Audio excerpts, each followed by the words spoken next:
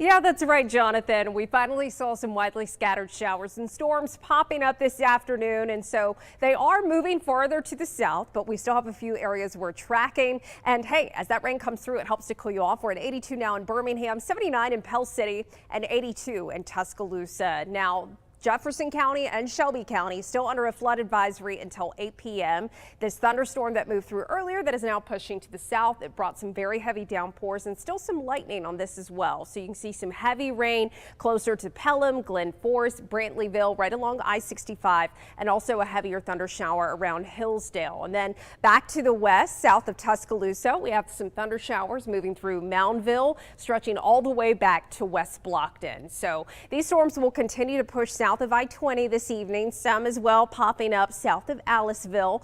But once we get past sunset, you get past that heat of the day, you really begin to see activity get a little bit tamer. Now, what's not been so tame, Hurricane Erin, as of the latest advisory, now moving to the northeast at 20 miles per hour as a Category 2 hurricane. So as it moves over the northern Atlantic, it's going to be moving into some cooler water, which will gradually help it to begin to weaken. However, even as it begins to quote unquote weaken, it's still going to be bringing a rip current risk along the east coast of the U.S. Very dangerous surf, not the type of water you want to get in.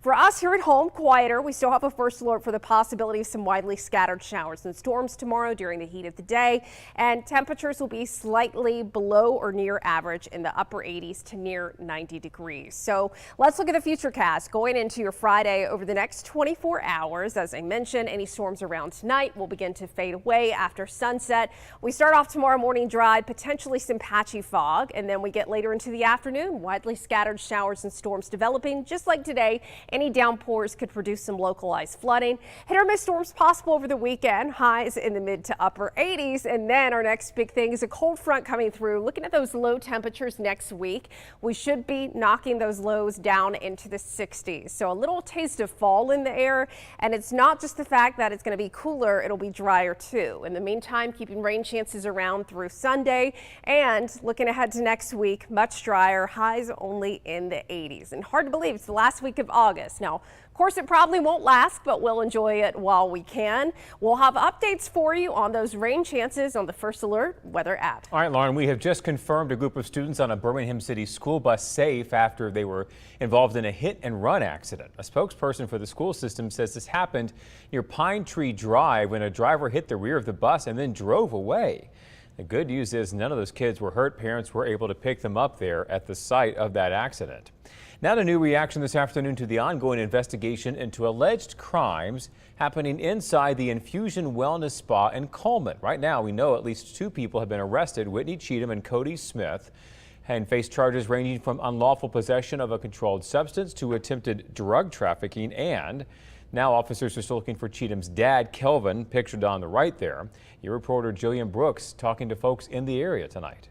Willow Jarrett travels every day from Winston County to Coleman for work. For something like this to come into our town, I hope that it doesn't put a stain on anything. And I don't think it will, because the people are so much stronger in their beliefs, what they like to do. That's just something that has happened. The salon where Jarrett works is just steps away from Infusion Wellness and Spa. Earlier this month, police arrested Whitney Leanne Cheatham after they received a tip about forged prescriptions. Her 25 charges range from practicing medicine without a license to drug trafficking. Whatever led to this person to make these decisions, what hurt drove them to where it made it to be like, this is what I need to do.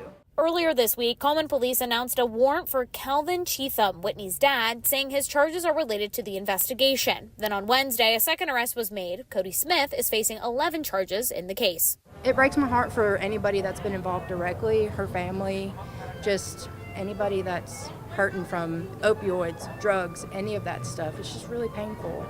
And I hate that for them and anybody that's directly involved. Now, police say the investigation is ongoing. If you know where Cheatham may be, please call police. Covering East Alabama for you tonight, where folks are cleaning up from major damage and a frightening ordeal for a pregnant mom who was trapped in her car in floodwaters. She and her mother were traveling from Louisiana to South Carolina. They stopped for gas here in Oxford. Before long, she says she found herself trapped in her vehicle in a ditch because of the flooding. I could see was, the water's coming up higher. So I'll be honest, I was panicking. But I mean, the paramedics were amazing. I didn't catch his name. I'll be honest, I was too freaked out in the moment. And while we were still submerged waiting on the tow truck, I mean, he just stood there and talked to me and kept me calm. She was worried about getting out of the car just because she is pregnant so far along. Just letting her know that she's going to be okay, keeping her stress levels down, keep her from going into, spontaneous labor, just making the situation a little better than it has to be. She was fortunate to make it back to South Carolina to deliver her baby. Shelby Landrum says she wants her baby to meet the man who helped rescue her. New tonight, some folks in Thorsby say every time it rains, it floods their neighborhood, and these pictures show you just how bad it gets near the new softball field at Jones Street and South Dakota Avenue. Look at that. They're telling us it's happened for months, damaging cars and their apartments. Elizabeth Hester says the entire neighborhood gets anxious now when these storms roll in. Frustration is really bad for all of us on this side. It's like every time it rains, we have to move our cars across here. The mayor says these softball fields are a Chilton County School Board project, but says they are working together to try and resolve the issue. Happening now, we are working to get you more information on police say a woman who was shot and killed this afternoon in Lipscomb when investigators call a domestic incident. The shooting happened on 5th Street near Stafford. They have not released her name. Not clear yet if they have a suspect in custody. Now a story you'll see only here on WBRC 6 News, a close call for a Bibb County pilot. Don Wade and his passenger just about 300 feet in the air when his plane engine sputtered and quit, and that's the result. That's when his experience and skills came into play. He was trying to quickly turn back around, but was not able to get all the way back to the runway. The best option, a wooded area very close to it. His plane clipped a few trees, nose down, all 1,100 pounds of it. But Wade, thankful to climb down and walk away with only a fractured foot, and his passenger walked away unharmed. Chief of police was here, the sheriff was here. I got to give thanks to God, making me stay calm and do my job. Wade owns a company called Patriot Aircraft. They restore old antique planes. The passenger was a prospective client. Despite the crash, Don says he still made the sale in spite of all of that. New tonight, the SEC adding a 9th conference game starting next season. The decision just announced in the last couple of hours, approved by SEC presidents and chancellors, and comes after months of debate.